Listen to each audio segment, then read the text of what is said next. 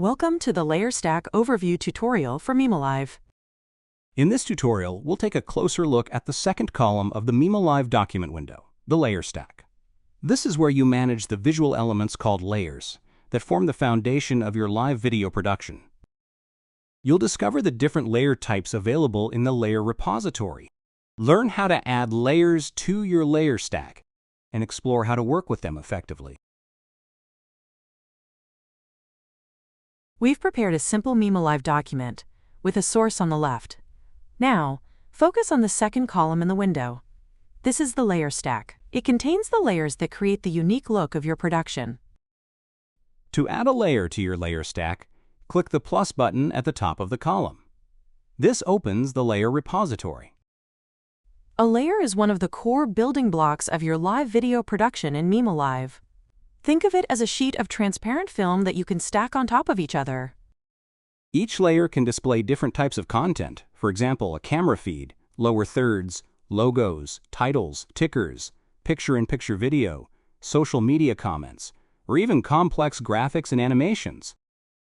Every layer type has an info button that provides a brief description of its purpose. Some descriptions also include a question mark button that links directly to the online help page. There, you'll find more in-depth explanations. We encourage you to explore these help pages for additional details about each layer. At the top of the layer repository, you'll find a search field. Here, you can enter a name or part of a name to quickly find known layers in the list. Over time, you'll become familiar with the layers and notice that some are used more often than others. You can mark these as favorites by clicking the star icon that appears when you hover over the layer's title with your mouse. Favorite layers are automatically sorted to the top of the list for quick access. Find the placer layer at the top. This layer is used to display video sources, such as your camera feed, in the program output. Drag the placer layer from the layer repository into the layer stack. The placer layer doesn't add anything to the program output by default. You'll need to configure at least one video source for the placer layer to display. Here's how to do this. Right next to the layer stack column, you'll find the layer settings column. This is the place where you can change the content, behavior, and other properties of the selected layer. Click the Source drop-down menu and assign your camera source. The layer preview above will update to show the live video feed in full screen mode, but still there is no output in the program out on the right. To make a layer activate, click its Live button in the layer stack. Your camera feed is now visible in the program output view on the far right.